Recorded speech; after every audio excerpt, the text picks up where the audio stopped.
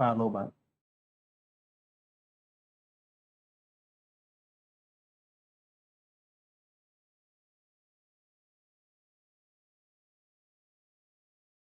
អធិស្ឋានខ្ញុំសូមធ្វើការតេស្តសងបន្តិចបាទតេស្តមីក្រូហ្វូនបាទអធិស្ឋានខ្ញុំសូម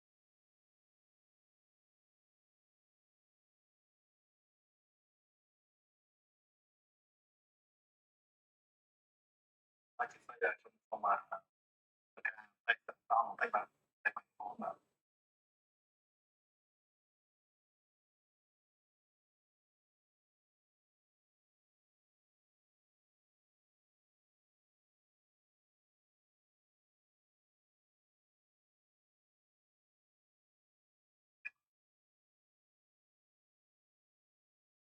ទបាទជំរាបសួរបាទដូចសប្តាហ៍អញ្ចឹងយើងព្យាយាមធ្វើការផ្សាយផ្ទាល់ចាំសប្តាហ៍បាទណាហើយនេះប្រហែលជាសប្តាហ៍ទី4ហើយបាទទី4ហើយបាទនៅឆ្នាំ2026នេះបាទចឹងថ្ងៃនេះកុំឲ្យខាតពេលយូរដោយសារតែបងប្អូនយើងមួយចំនួនគាត់ជាប់របបរៀបចំកម្មវិធីត្រៀមចូលបាទហៅថាចូលឆ្នាំចិនខាងមុខនេះបាទអញ្ចឹងយើងកុំឲ្យខាតពេលយូរបាទយើងនឹងណែនាំពីប្រធានបទយើងនៅថ្ងៃនេះប្រធានបទយើងនៅថ្ងៃនេះគឺពាក់ព័ន្ធជាមួយនឹងការសិក្សានៅប្រទេសស្វីសអញ្ចឹងមុននឹងចូលប្រធានបទយើងសូមបញ្ជាក់ដែរថានៅស្រុកខ្មែរយើងនេះមានភ្នាក់ងារយើងភាសាសាស្ត្រាប្រវត្តិសាស្ត្រទីនេះគឺជាភ្នាក់ងារដែលឆ្នើមជាងគេបំផុតចំពោះគោលដៅសិក្សានៅប្រទេសស្វីសគឺយើងមានសិស្សនិស្សិតយើងច្រើនដាក់ពាក្យទៅសិក្សានៅប្រទេសស្វីសតាមរយៈភ្នាក់ងារយើងខ្ញុំហ្នឹង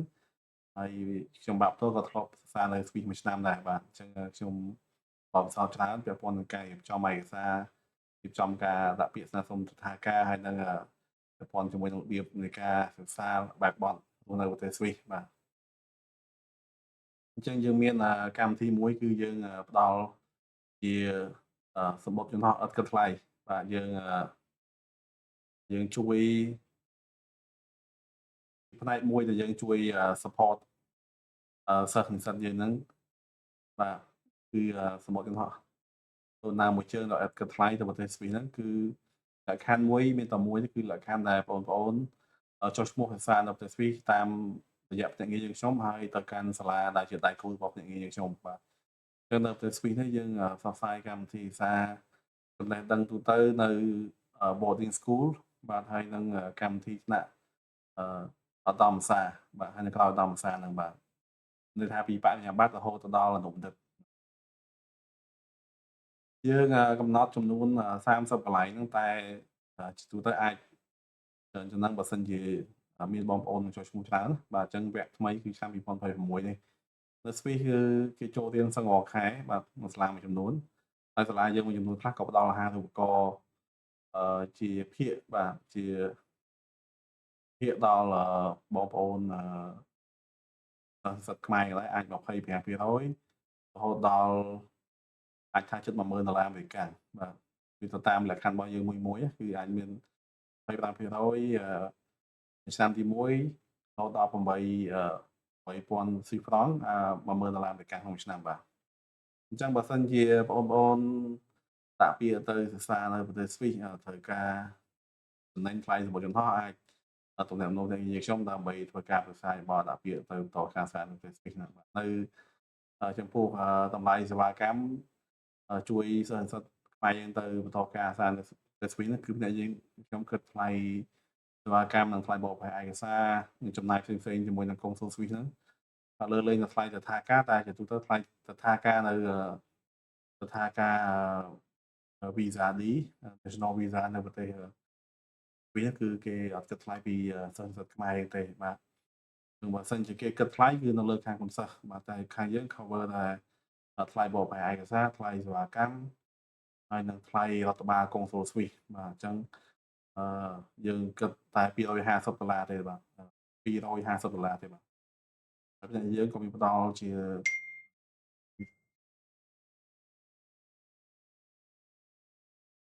ថ្លៃ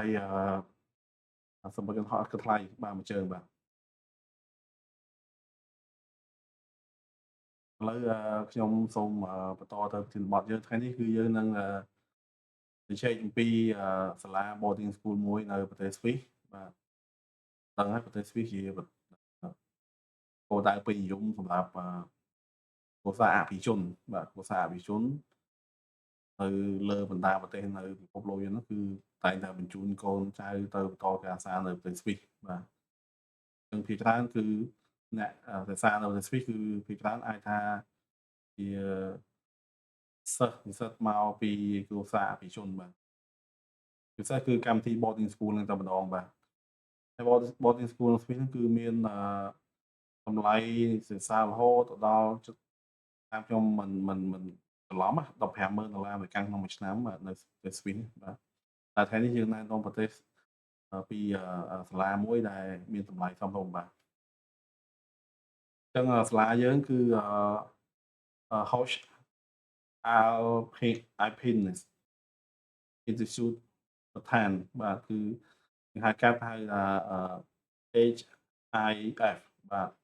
Hoch Alpine Institute for Tan បាទយើងដឹងហើយនៅប្រទេសស្វីសគេប្រើភាសា4គឺភាសាអាល្លឺម៉ង់បាទហើយគេបែងចែកជា4តំបន់ដែរភាសាអាល្លឺម៉ង់ភាសាតំបន់ភាសាបារាំង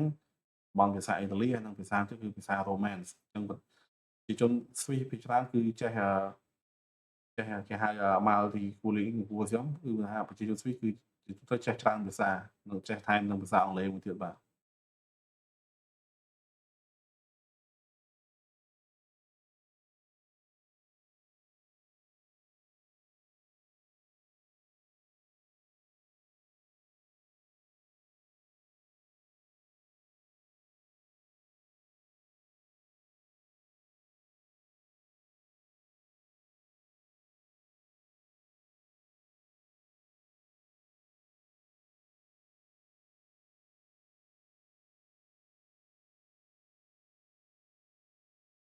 បាទអញ្ចឹង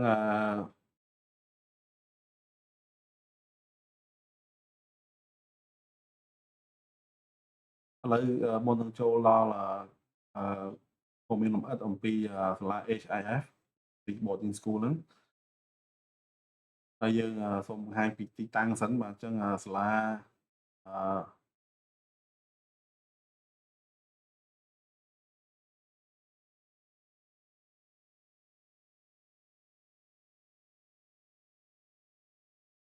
Bush Alpine គឺនៅក្នុងយើងហៅថាភូមិ Bhutan Bhutan Bhutan បាទយើងឃើញហើយបាទនេះគឺភូមិ Bhutan ហ្នឹងបាទហើយសាលាយើងគឺនៅនៅបាទនេះគឺជាសាលាបាទអញ្ចឹងគឺសាលានេះគឺស្ថិតនៅលើកំពូលភ្នំបាទគឺមានខ្យល់អាកាស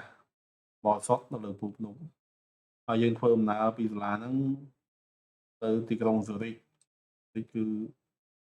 តាមទឹកភ្លើងអាច3ម៉ោងជាងបាទអញ្ចឹងនៅសាលានេះគឺនៅគេហៅថាឆ្ងាយពីតំបន់ទីក្រុងដែលជួយឲ្យសិស្សហ្នឹងគឺផ្ដោតលើការសិក្សាមិនខ្វល់ខ្វាយជាមួយនឹងបរិយាកាសនៅទីក្រុងបាទនេះគឺទីតាំងសាលាបាទនៅ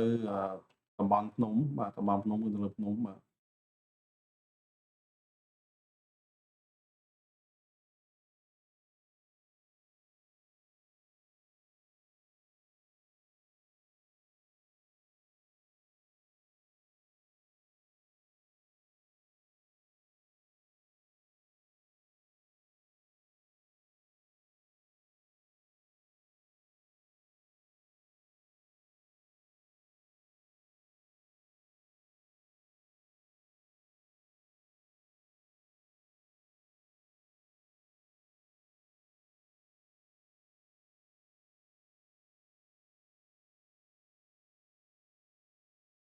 បងប្អូនអាចមានសំណួរ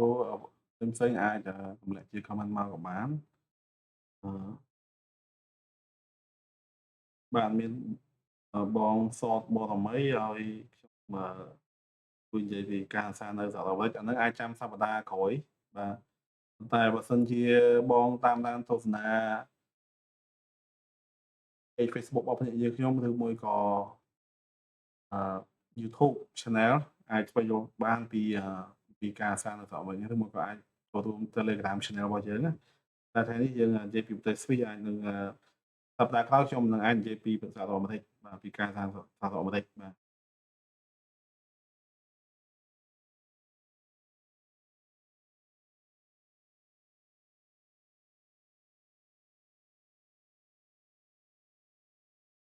អញ្ចឹងពាក់ព័ន្ធនឹងសាលានេះបងប្អូនជាពិសេសមេត្តាបិតាឬក៏បងប្អូនយុវសិស្សអាចសម័យពីអារម្មណ៍មួយដែលយើងតាមនៅលើកំពូលភ្នំណាបាទសាលានៅលើកំពូលភ្នំកម្ពស់ប្រហែលជា1700ម៉ែត្របាទរយៈកម្ពស់ប្រហែលជា1700ម៉ែត្រពីនីវ៉ូទឹកសមុទ្រហ្នឹងដែលឲ្យយើងសម័យពីការសាងលើកំពូលភ្នំដែលយើងមានឱកាសបានទទួលអឺសូបខ្យល់អាកាសបរិសុទ្ធបាទហើយអាចឃើញសត្វព្រៃឬមកក៏សត្វកន្ទ្រីហោះបែរនៅជុំវិញកំពូលភ្នំហ្នឹងពីបង្អួចនៅថ្នាក់រៀនយើងបាទយើងអាចធ្វើការស្មើសម័យហើយនៅពេលដែលចូលដល់រដូវអឺត្រជាក់យើងអាចជិះស្គីលេងបាទចុះពីលើកំពូលភ្នំបាទនេះយើងអាចស្មើសម័យពីបរិយាកាសបាទការសាងនៅលើសាលាមួយដែលនៅលើតំបន់កំពូលភ្នំបាទអញ្ចឹងសាលានេះវាត្រូវបានបង្កើតឡើងតាំងពីឆ្នាំ1793បាទចឹងមានអាយុកាលជិត230ឆ្នាំហើយសាលានេះហើយជាសាលាដែលចាស់បំផុតមួយនិងជាសាលាលំដាប់អភិជនមួយដែរបាទដែលគេបញ្ចូលអំពីការសាបែបទំនើប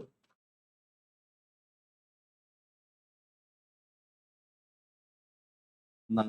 ទំនៀមទម្លាប់ប្រពៃណីរបស់ប្រជាជនស្វីសហ្នឹងបាទ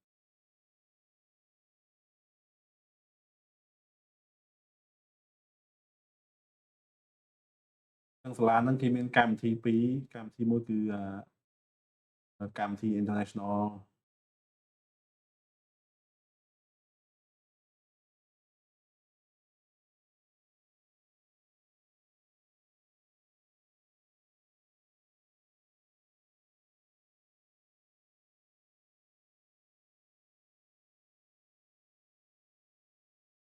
គេហៅថាកម្មវិធី International Advanced Diploma គេហ្នឹងគឺសម្រាប់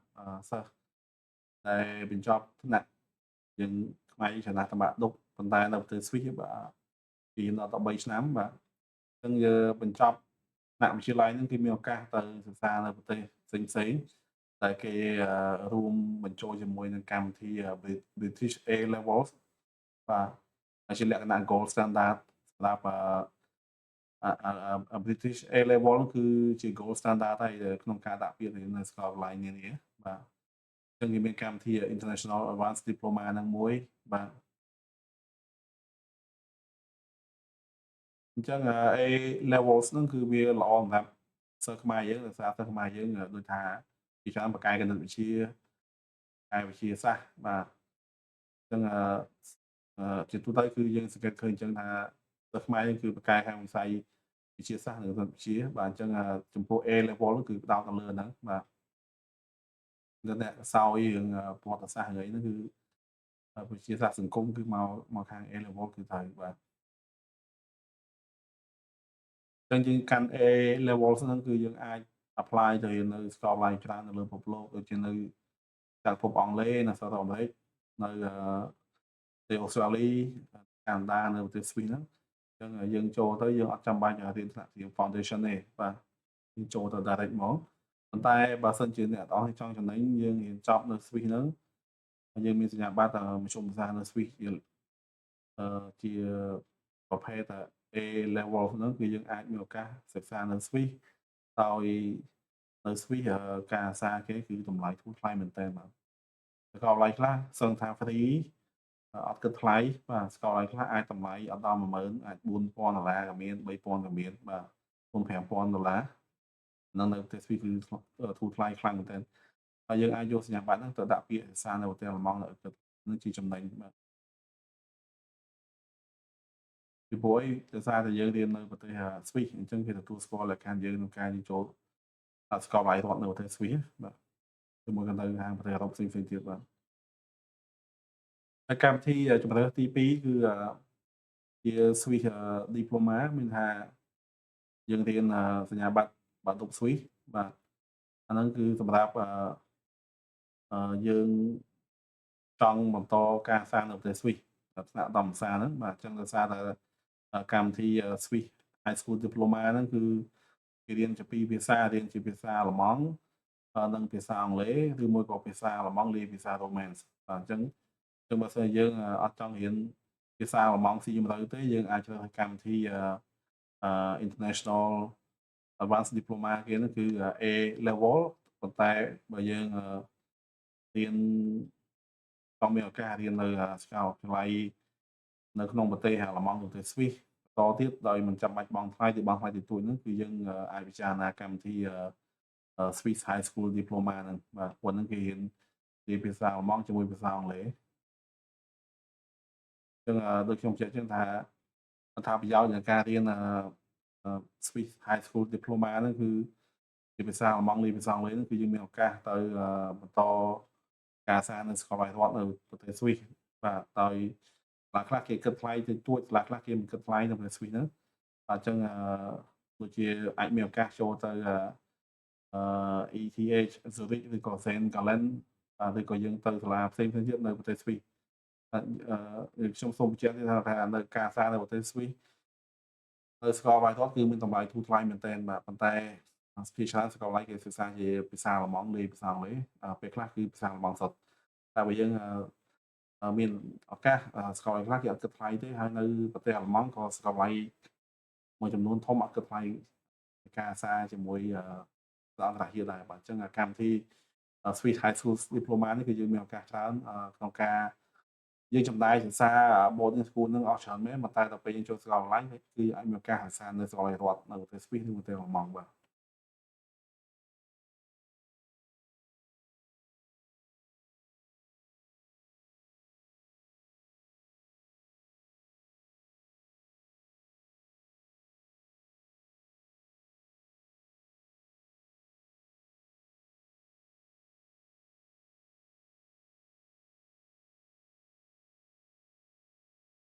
បាទនេះខ្ញុំបានបញ្យល់ហើយបាទ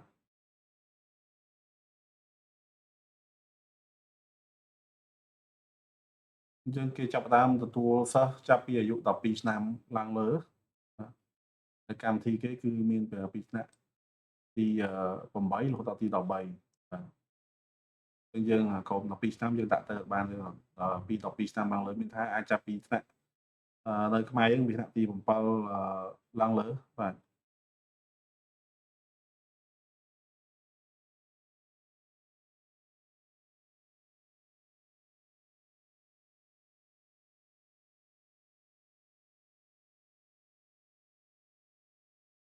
នៅហូចអោទីនេះគឺ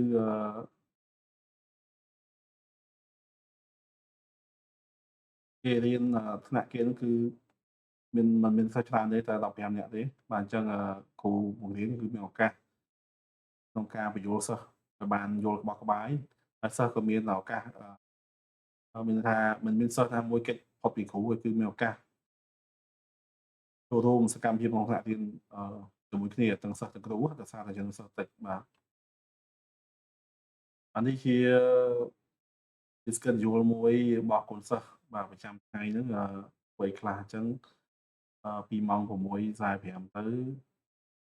បាទយើងចាក់ពីគេងបាទពួកគាត់ចាក់ពីគេងបាទគាត់មកទៅ breakfast បាទម៉ោង7បាទម៉ោង7ទៅ breakfast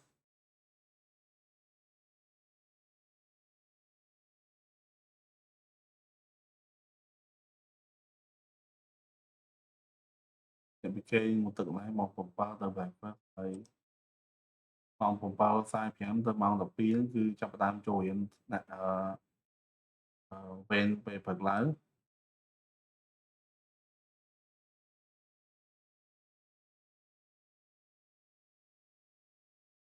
ម៉ោង12ថ្ងៃត្រង់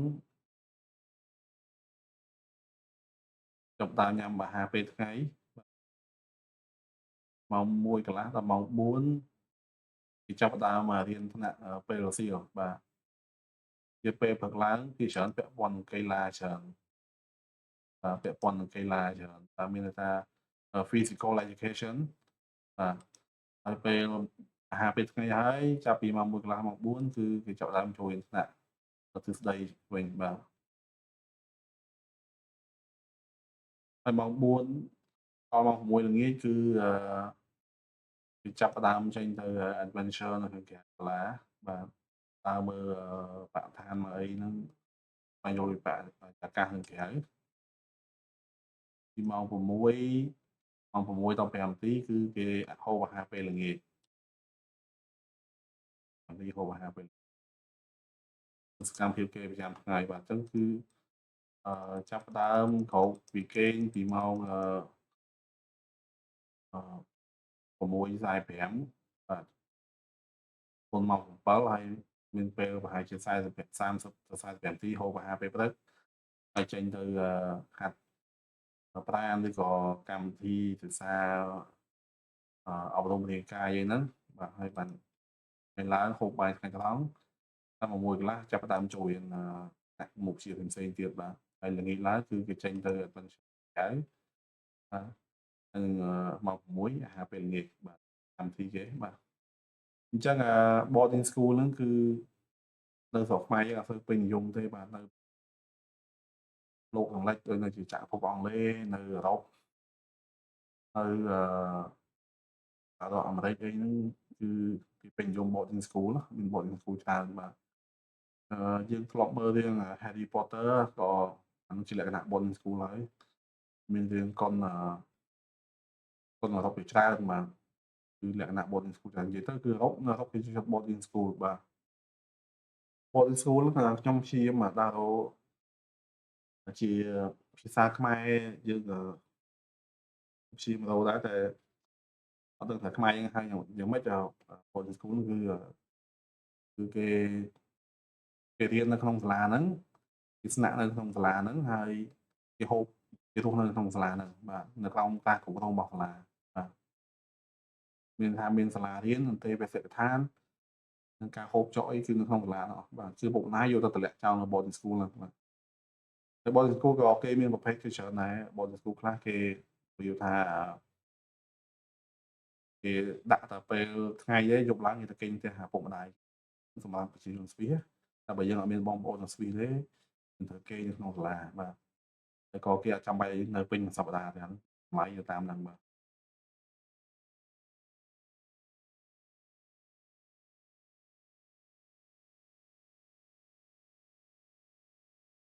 ម្ហូបទេបាទកម្មវិធីសិក្សានៅ boarding school គឺខុសពីកម្មវិធីសិក្សានៅសាលាធម្មតាទីព្រោះដោយសារតែ boarding school គឺភាគច្រើនគេផ្ដោតលើការសិក្សាជាភាពជាអ្នកដឹកនាំបាទហើយនឹងគេច្រើនតែបង្រៀនរបៀបគ្រប់គ្រងបាទគ្រប់គ្រងថាឪពុកម្ដាយគេចង់ឲ្យថ្ងៃក្រោយទៅកូនចៅបន្តអាជីវកម្មbusiness អីនៅអូខេចឹងអ្វីចឹងគេឲ្យកូនចៅរៀននៅស្វីសដើម្បីឲ្យគេលុបដំអាភាពជាអ្នកដឹកនាំហ្នឹងរបៀបគ្រប់គ្រងរបៀបអីគេរៀនមកគឺចេញមកជាលក្ខណៈថ្នាក់ដឹកនាំណាបាទជំនាញការទូតគេមានជំនាញការទូតទៀតនៅស្វីសហ្នឹង boarding school ហ្នឹងគឺឲ្យសិស្សចេះជំនាញការទូតបាទចេះភាពជាអ្នកដឹកនាំបាទហើយនឹងជំនាញគេគឺគឺជំនាញដែលសំខាន់ដែលថ្នាក់ដឹកនាំត្រូវការបាទអញ្ចឹងបាននៅស្វីសសាលាboarding school គេថ្លៃហើយកូនចៅនៃអភិជនគេច្រើនបញ្ជូនកូនចៅរៀននៅប្រទេសស្វីសបាទថ្នាក់ដឹកនាំជាច្រើនបញ្ជូនខ្សែរាជវង្សគឺបញ្ជូនកូនចៅរៀននៅប្រទេសស្វីសបាទគេមានហាត់យូហ្គាអីសមាធិអីចឹងទៅបាទ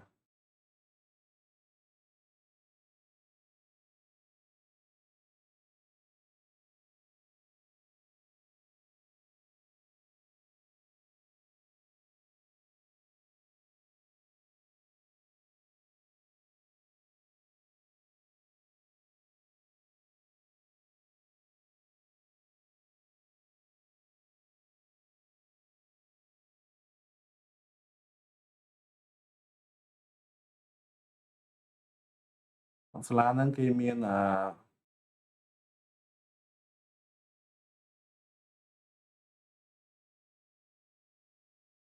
អគារអគារកីឡាបាទហៅកីឡាដ្ឋានរបស់គេហ្នឹងដែល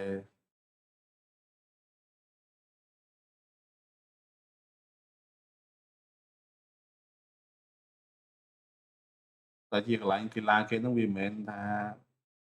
អឺរបៀបដូចថាជា gym នៅក្នុងសាលាវាដូចជាកន្លែង training អញ្ចឹងបាទព្រោះគេធ្លាប់មានសិស្សគេជាប់មេដាយមាសការប្រកួតអូឡ িম্প ិកហ្នឹងមានដូចជាលោកដឹងអាស័យប្រុសទេបាទ Dario Colonia ហ្នឹងហើយនឹងNevin Galmarini បាទគឺធ្លាប់មានដាក់ពលករចេញមកពីរៀននៅសាលាគេហ្នឹងធ្លាប់ចេញទៅប្រកួតឈ្នះបានមេដាយមាសក្នុងការប្រកួតអូឡ িম্প ិកបាទ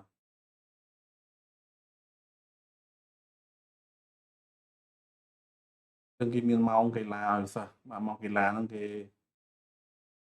រៀបចំឲ្យសិស្សរៀនគឺថាមិនចាំបាច់យើងរាងកាយអ្នកកីឡាទេគឺយើងអាចបានដូចសិស្សធម្មតាដែរបាទយើងអាចហ្វឹកហាត់បានដូចសិស្សធម្មតាដែរដោយសារគេរៀបចំ schedule ហ្នឹងគឺឲ្យវាបត់បែនហើយវាមានតុល្យភាពរវាងកម្មវិធីសាស្ត្រនិងកម្មវិធីសាស្ត្រអប់រំហើយនឹងអប់រំកាយបាទចឹងគេមានកីឡាគេដូចជាមាន Jet ski បាទ Jet ski យើងដឹងប្រទេសស្វីសជាប្រទេសអឺដែលមានភូមិសាស្ត្រសម្បូរភ្នំជួរភ្នំច្រើនអញ្ចឹងនៅស្វីសគេចូលចិត្តលេង Jet ski ហើយនៅស្វីសហ្នឹងគឺខ្ញុំធ្លាប់ទៅហ្នឹងឃើញនៅតាមព្រលានហោះនៅ Genève នៅ Zurich អីគឺគេឲ្យទៅពេលដល់ winter អីឃើញប្រជាជនមកពីប្រទេសផ្សេងៗគេនាំមកជិះទៅស្វីសហ្នឹងគឺកាន់កាបូបគេវែងគេដាក់ ski គេហ្នឹងskateboard ski គេហើយហ្នឹងគឺនៅពេញព្រលានហោះទាំងក្មេងចាស់គឺគេពេញនិយមទៅលេងជិះនៅស្វីសគេហៅ ski resort នៅស្វីសគឺគេពេញនិយមទៅលេងច្រើនមកអញ្ចឹងហ្នឹងគឺគេមានកម្មវិធី ski ហ្នឹងបាទ snowboarding ice hockey golf បាទមានgolf បាទមាន football tennis ហើយគេមានមួយទៀតគេហ្នឹងគេមាន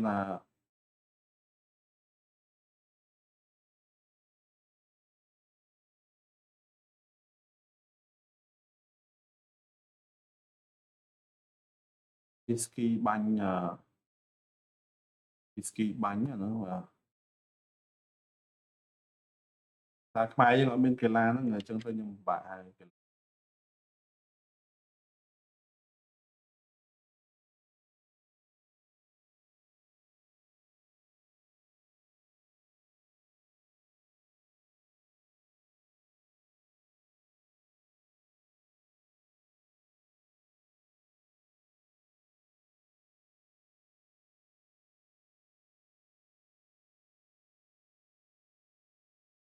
គេហៅកីឡា biathlon បាទ biathlon បាទ biathlon នោះគឺជិះ ski ហើយគេមិនជិះ ski ធម្មតាគឺជិះ ski ហើយមានការបាញ់បាទខ្ញុំបង្ហាញក្នុងរូបភាពនេះ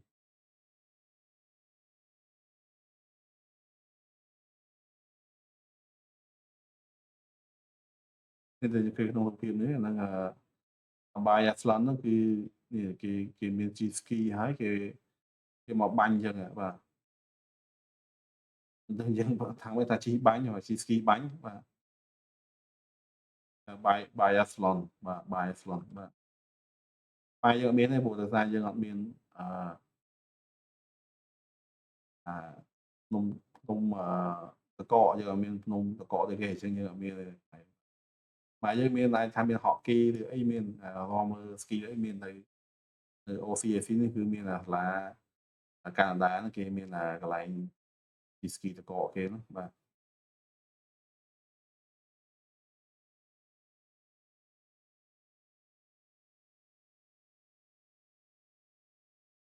អញ្ចឹងសាលានេះគេសរសើរឬគេថានៅសាលាគេហ្នឹងថាតែនៅរយៈកម្ពស់ខ្ពស់1700ម៉ែត្រពីនីវ៉ូទឹកសមុទ្រហ្នឹងគឺ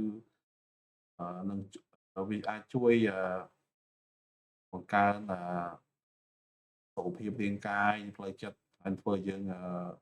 មានការតង់ច្រើនបាទដោយសាររយៈកម្ពស់ហ្នឹង Summer Sport គេមានអឺជីទូកបាទជីទូកតាមល្បាក់ទឹកហូរហ្នឹងបាទមានវាយ golf មាន tennis ឡើងភ្នំឡើងអីហ្នឹងបាទមានបាល់បាល់ទះបាល់ទាត់ហែលទឹក basketball អីហ្នឹងបាទរួមពួកគេបាទ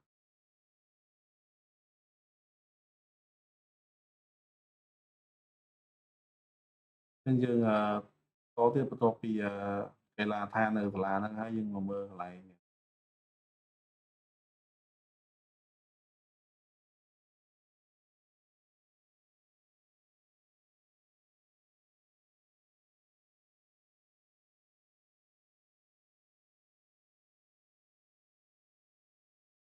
បាទ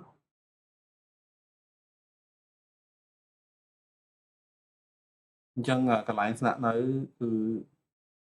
យើងដឹងហើយប្រទេសស្វីសយើងនិយាយពីបរិយាកាសរស់នៅស្វីសគឺប្រទេសដែលសុវត្ថិភាពបំផុតលើពិភពលោកបាទអាហ្នឹងជឿយើងស្វែងយល់ខ្លួនឯងថាជាខ្លួនឯងអញ្ចឹងPhật Than ហ្នឹងជាភូមិមួយតូចនៅប្រទេសស្វីសហ្នឹងបាទអញ្ចឹងភូមិហ្នឹងតូចជាសុវត្ថិភាពបាទតែបរិយាកាសគឺយើងដឹងហើយនៅឆ្ងាយពីតំបន់ទីក្រុងវាស្ងប់ស្ងាត់ពុកម្ដាយចាំបាច់បារម្ភពីសុខភាពកូនចៅដោយសារនៅតំបន់ហ្នឹងវាសុខភាពគឺមានសន្តិភាពបរិយាកាសស្ងប់ស្ងាត់ក្នុងការរៀនសូត្របាទតុបគេងគេគឺជាលក្ខណៈទំនើបបាទមានជា single bed ហើយនិង double bed ហើយយើងឃើញទិដ្ឋភាពភ្នំយើងឃើញក្នុងបង្អួចនេះឃើញភ្នំនៅខាងក្រៅគឺយើងមានអារម្មណ៍ថាដូចនៅផ្ទះបាទការមើលថែគឺលោកគ្រូគេហ្នឹងហើយនិងបុគ្គលិកគេគឺរស់នៅក្នុងអគារក្នុងសាលាហ្នឹងដែរអត់ដឹងនៅកន្លែងណាគឺនៅក្នុងសាលាហ្នឹងដែរប៉ាក់ពេលសាលាដែរគឺអញ្ចឹងគាត់អាចជួយមើលថែដល់ការគ្រប់គ្រងដល់សិស្សហ្នឹងគឺ24ម៉ោងក្នុងមួយសប្តាហ៍បាទអញ្ចឹងយើងមានអារម្មណ៍ថាដូចជាលក្ខណៈរស់នៅក្នុងគ្រួសារអញ្ចឹងបាទដូចជាថាមិនមែនមិនដូចនៅក្នុងលក្ខណៈសាលារៀនណាដូចជាលក្ខណៈគ្រួសារបាទដោយសារគាត់នៅមើលថែយើងពេញ24ម៉ោងក្នុងសប្តាហ៍បាទ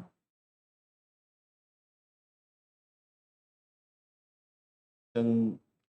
នៅពេលនេះបុគ្គលិកគាត់អញ្ចឹងទៅហើយចុងសប្តាហ៍គឺសិស្សគេដើរលេងបាទគេដើរលេង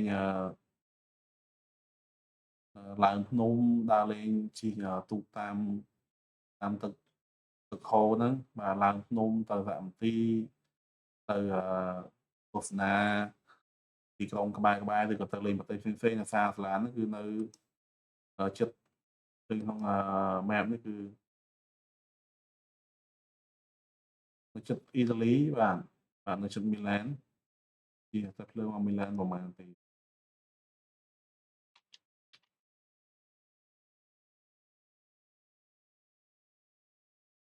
ជិះតែភ្លើងមក25អានេះយើងជិះតែភ្លើងតែបើសិនជាសាលាគេមានឡានជូនប្រហែលតែ3ម៉ោងទេឬមួយទៅប្រទេសអូទ្រីសបាទដោយសារអូទ្រីសនៅក្បែរហ្នឹងក្បែរអូទ្រីសហ្មងសាលាហ្នឹងនៅក្បែរអូទ្រីសបាទ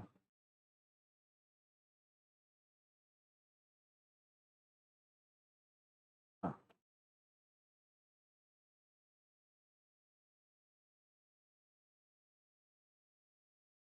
នេះខ្ញុំសូមបង្ហាញរូបភាពខ្លះៗ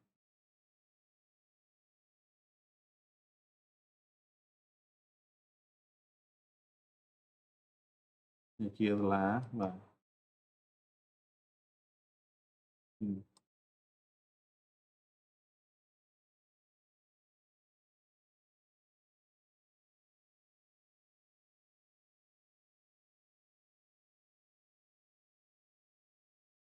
បាទឥឡូវយើងមកមើលពីតម្លៃ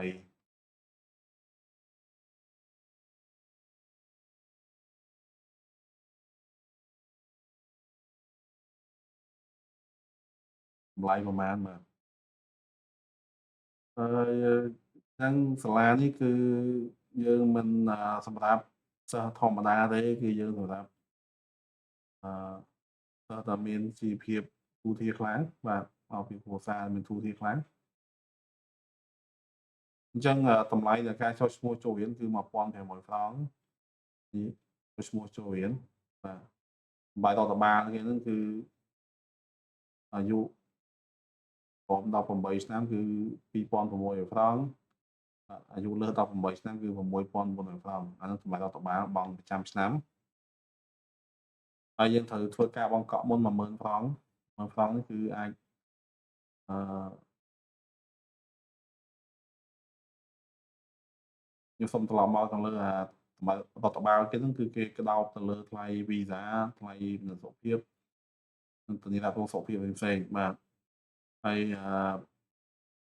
យើងត្រូវកក់ 10,000 ហ្វ្រង់ដើម្បីបានឯកសារដាក់ពាក្យនៅសាលានឹងបានតម្លៃគេយើងមើលឃើញកន្លែងនេះខ្ញុំសុំតិចបាទ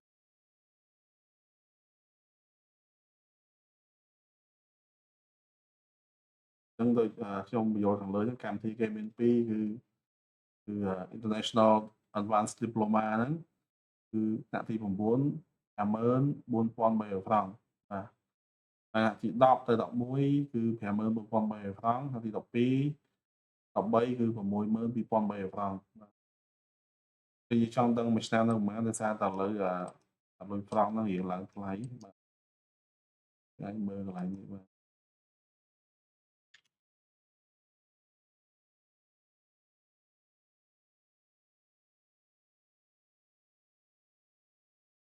បាទ$70,000អាមេរិកក្នុងមួយឆ្នាំបាទថ្លៃសាលា$70,000អាមេរិកក្នុងមួយឆ្នាំថ្នាក់ទី12 13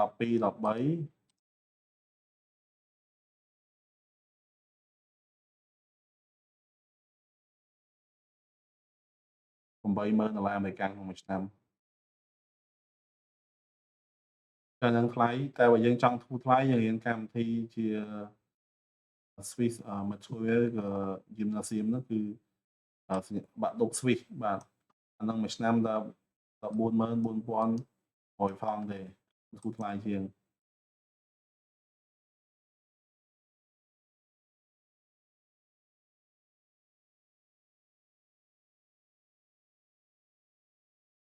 តែហ្នឹងវា$57,000អាមេ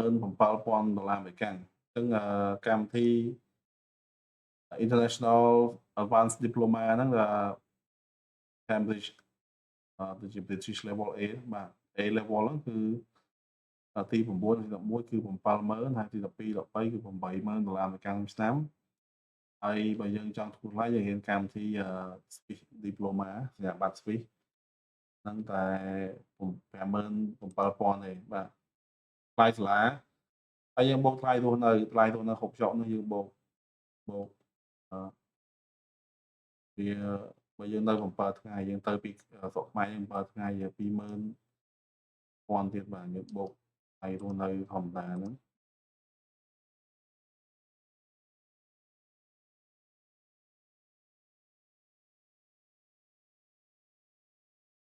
បាទ32,000បាទអញ្ចឹងមានន័យថាតម្លៃសារបើយើងរៀនជា A level ទី9និង11ហ្នឹងបាត់ចប់ទាំងថ្លៃស្នាក់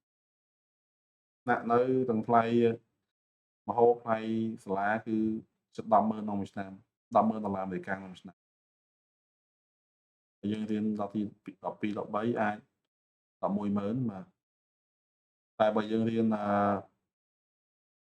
កម្មវិធី Diploma គឺធូរថ្លៃបាទ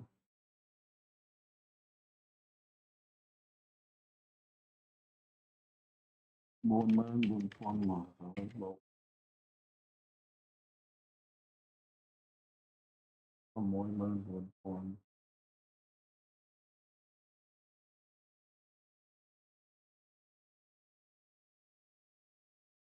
តែ9,000ទេបាទ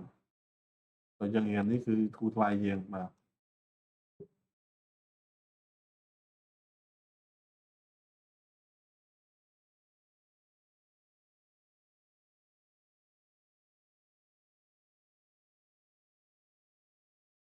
អញ្ចឹងសរុបមកកម្មវិធីភាសានៅសាលា HIF ហ្នឹងគឺអាចជិតមួយឆ្នាំជិត$10,000 បាទទាំងថ្លៃស្នាក់នៅថ្លៃម្ហូបថ្លៃសាលាមានអនុសុខភាពអីហ្នឹងបាទអាចប្រហែល$10,000តែដល់ពេលដែលយើងចប់បាក់ឌុបយើងចំណេញអីខ្លះមកវិញគឺយើងអាចមានឱកាសសិក្សានៅសាលានៅប្រទេសស្វីសហ្នឹងសាកលវិទ្យាល័យរដ្ឋនៅប្រទេសស្វីសដោយយើងអាចនឹងអត់បង់ថ្លៃអាចនឹងបង់ធូរថ្លៃព្រោះសាកលវិទ្យាល័យរដ្ឋនៅស្វីសនៅអាល្លឺម៉ង់គឺមានតម្លៃភាសាធូរថ្លៃឬអាចអត់គិតថ្លៃបើនៅអាល្លឺម៉ង់អត់គិតថ្លៃសុទ្ធហ្មងសាកលវិទ្យាល័យរដ្ឋអាល្លឺម៉ង់ណាចឹងយើងអាចទៅរៀននៅសាកលវិទ្យាល័យរដ្ឋនៅអាល្លឺម៉ង់បានវិញបាទដោយមិនគិតថ្លៃឬមួយយើងរៀននៅស្វីសយើងព្យាយាមទៅសាលាណាដែលគេគិតថ្លៃគឺតម្លៃធូរថ្លៃបាទចឹងយើងចំណេញអញ្ចឹងវិញបាទយើងចំណាយរៀនទៅ boarding school ហើយបាទក្នុងការចុះឈ្មោះចូលអីហ្នឹងគឺយើងត្រូវអឺ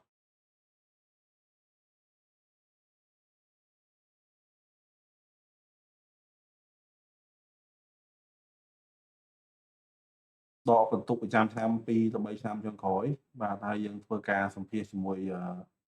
គ្រូសាលាដើម្បីគាត់ស្វែងយល់ពីយើងហ្នឹងបាទហើយបន្ទាប់មកអឺយើងធ្វើតេស្តអាចមានតេស្តគណិតវិទ្យាតេស្តអង់គ្លេសតេស្តអាល្លឺម៉ង់ហ្នឹងបាទហើយយើងរត់ការចូលរៀនគឺអាចចំណាយពេលកន្លះឆ្នាំមុនចូលរៀនដែរបាទ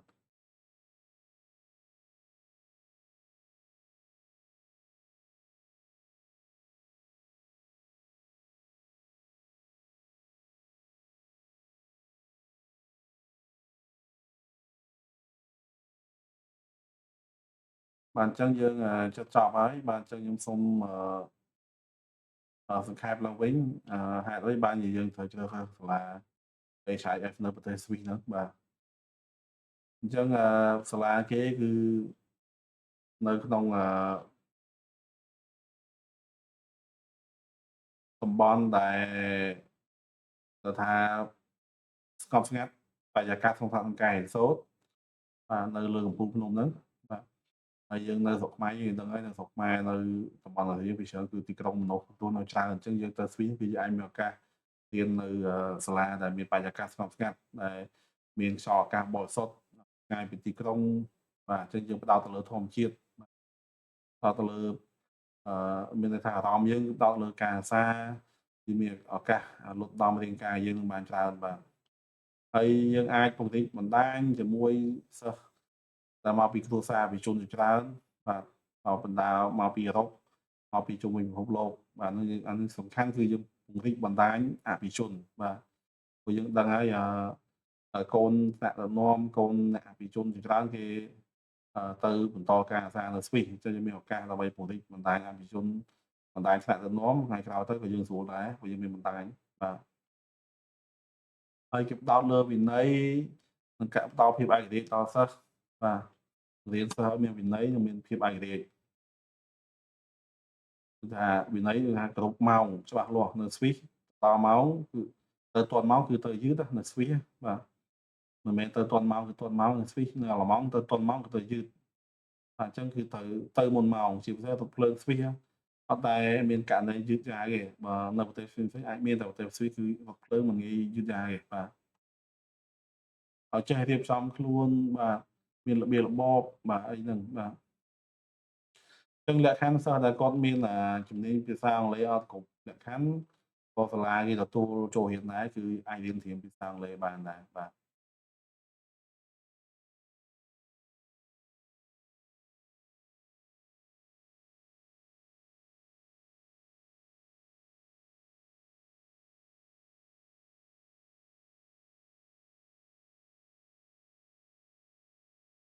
អញ្ចឹងសង្ខេបឲ្យខ្លីបាទគឺសាលាអឺ Hoch Alpine Institute Furthan ហ្នឹងHIF ហ្នឹងគឺមិនមែនគ្រាន់តែជាសាលាទេតែវានឹងអាចជួយផ្លាស់ប្ដូរជីវិតរបស់យើងបានបាទមានន័យថាមិនមែនគ្រាន់តែជាសាលាទៅរៀនទេគឺជាកន្លែងដែលអាចផ្លាស់ប្ដូរជីវិតយើងបាទតែគេមានកម្មវិធីភាសាអឺលាយជាមួយនឹងកម្មវិធីចក្រភពអង់គ្លេស ដែលល្បីហ្នឹងA level ហ្នឹងហើយនឹងឬមួយក៏កម្មវិធីវិស័យអប់រំប្រទេសស្វីសបាទហើយគេផ្ដល់ឱកាសឲ្យសិស្សមានការហ្វឹកហាត់អឺកីឡាហ្នឹងដើម្បីរាងកាយរឹងមាំបាទអឺសកម្មរហ័សរហួនហើយមានកម្មវិធីសិក្សានៅក្រៅសាលាច្រើនបាទដែលនឹងងាយធ្វើឲ្យសិស្សមួយៗហ្នឹងគឺនឹងក្លាយជាអ្នកដឹកនាំវ័យក្មេងនៅថ្ងៃអនាគតណាបាទបើមិនសិនជាបងប្អូនមាតាបិតាឬក៏បងប្អូនចាប់អារម្មណ៍ពីការសិក្សានៅSwiss Boarding School មិនមែនតែសាលាណាមួយទេមានច្រើនទៀតបងប្អូនអាចធ្វើការទំនាក់ទំនងប្រធានងារខ្ញុំបានដើម្បីយើងផ្ដល់ព័ត៌មានបន្ថែមការប្រឹក្សាបងបន្ថែមអំពីកម្មវិធីសិក្សាSwiss Boarding School បាទនៅប្រទេសស្វីសបាទអញ្ចឹងថ្ងៃនេះខ្ញុំមានតែប៉ុណ្្នឹងទេបាទពាក់ព័ន្ធនឹងSwiss Boarding School ហ្នឹងសិនជាបងប្អូនមានសំណួរអីផ្សេងៗអាចទម្លាក់នៅក្នុងកម្មវិធីlive Facebook ខ្ញុំព្យាយាមយកអញ្ចឹងខ្ញុំសូមឆ្លើយយើងមានពេលដល់ម៉ោង5អញ្ចឹងសល់7នាទីទៀតមានបងប្អូនយើងក៏សួរគេសួរអញ្ចឹងពាក់ព័ន្ធនឹងបងប្អូនយើងសួរខ្ញុំសូមមើល comment សិនបាទអញ្ចឹងបងបូថាម៉ីកម្មវិធីសានៅអាមេរិកយើងនឹងព្យាយាមធ្វើទឹកក្រោយតែបើសិនជាបងត្រូវការស្វែងយល់អឺបន្ថែមឥឡូវនេះអាចមើល YouTube Channel យើងអាចតាមដាន Facebook Page យើងឬក៏ Telegram Channel យើងមាននិយាយច្រើនពីកម្មវិធីសានៅអាមេរិកគឺយើងនិយាយច្រើនមែនទែនជាមួយ Swiss ណាបាទអញ្ចឹងឥឡូវនេះយើងមានសំណួរពាក់ព័ន្ធនឹងអាហារូបករណ៍ MBA បាទ MBA ផ្នែកងារយើងអត់មានអាហារូបករណ៍ពេជ្រនេះទេយើងមានតែអាហារូបករណ៍ជាភាគរៀននៅស្វីសបាទអាចបានដល់$10000អាមេរិកាំងបាទនៅស្វីសហ្នឹងបាទរៀននៅស្វីសចំណេញMBA រៀនមួយឆ្នាំបានសញ្ញាបត្រពីស្វីសមួយបានបញ្ជាក់គោលអង់គ្លេសមួយហើយអាចមានឱកាសទៅចុះកម្មសានៅសហរដ្ឋអាមេរិកនៅឌូបៃមួយឆ្នាំទៀតណាបាទហើយតម្លៃរៀនMBA ឬក៏ Master នៅស្វីសគឺធូរថ្លៃជាងរៀននៅអូស្ត្រាលី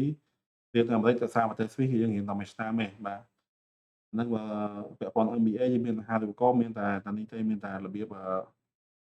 ចូល scholarship អាចបានដល់$10000អាមេរិកាំងសិនជាខាងបងចាប់អារម្មណ៍ពីអាហារូបករណ៍នេះអាចពិចារណាការសាកគិតថ្លៃទៅផ្ទះល្មមបាទ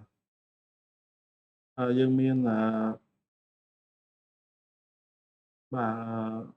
អឺសំណួរបន្ថែមពាក់ព័ន្ធនឹងអាហារូបករណ៍ពេញនៅផ្ទះល្មមគឺផ្នែកងារយើងអត់ដែលផ្សព្វផ្សាយអំពីអាហារូបករណ៍ពេញទេបាទផ្នែកងារយើងគឺផ្សព្វផ្សាយអំពីការសាកបង់ថ្លៃហើយយើងមានអាហារូបករណ៍ជាលក្ខណៈជា partial ជាភាគបាទជាភាគហើយយើងមាននៅស្វីសហ្នឹងអាចបានដល់$10000អាមេរិកាំងហើយនៅអាល្លឺម៉ង់បើសិនជារៀនបង់ថ្លៃយើងរៀន Master ហ្នឹងមួយឆ្នាំអាចបែរ$17000ទៅ$20000អាមេរិកាំងដែរបង់ថ្លៃបាទហើយអាហារូបករណ៍អាចមាន20ទៅ30%បាទហើយអាហ្នឹងយើងរៀនជាភាសាអង់គ្លេសបាទយើងរៀនមួយឆ្នាំបាទតែថ្លៃរស់នៅយើងចេញខ្លួនឯងបាទខ្ញុំនិយាយថ្លៃសាលាបាទ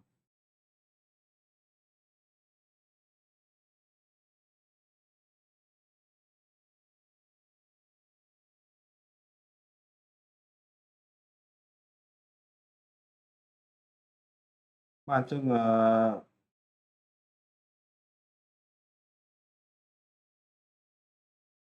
ខ្ញុំដូចជាមានតែប៉ុណ្្នឹងទេបាទហើយសូមអរគុណច្រើនបងប្អូនទាំងអស់គ្នាដែលបានទស្សនាបាទកម្មវិធីផ្សាយប្រចាំសប្តាហ៍របស់ភ្នាក់ងារយើងខ្ញុំហ្នឹងបាទហើយយើងនឹងព្យាយាមលើកយកប្រធានបទឬក៏កម្មវិធីភាសាល្អៗដែលចំណេញដល់សិស្សខ្មែរយើងឲ្យបានច្រើនចឹងកុំភ្លេចជួយ share ជួយតាមដានកម្មវិធី live ចាំសិស្សទាំងអស់ដើម្បីបានបងប្អូនខ្មែរយើងមានឱកាសបានរៀនច្រើនបាទយើងកាលណាប្រជាជនខ្មែរយើងផ្ដោតបាទប្រជាជនខ្មែរចុះទៅមានឱកាសបានទៅសិក្សានៅក្រៅប្រទេសកាន់តែច្រើនយើងអាចជួយប្រទេសខ្មែរយើងឲ្យមានធនធានមនុស្សកាន់តែខ្លាំងបាទអញ្ចឹងជួយប្រទេសខ្មែរយើងឲ្យកាន់តែរីកចម្រើនបាទការសិក្សានៅក្រៅប្រទេសគឺគោលដៅចុងក្រោយគឺដើម្បីជួយអភិវឌ្ឍប្រទេសរបស់យើងបាទឲ្យមានការរីកចម្រើនខ្លាំងព្រោះប្រទេសមួយខ្លាំងគឺដោយសារធនធានមនុស្សបាទអញ្ចឹងយើងត្រូវផ្លាស់ប្ដូរបទពិសោធន៍នៅក្រៅប្រទេសទៅតការសានៅប្រទេសដែលល្បីៗដើម្បីយកមកជួយពង្រឹងសក្តានុពលខ្មែរយើងវិញបាទអរគុណច្រើនបាទជូនពរបងប្អូនទាំងគ្នាដែល កូនចៅកាត់ចិនឆ្នាំចិនសប្តាហ៍ក្រោយបាទគេ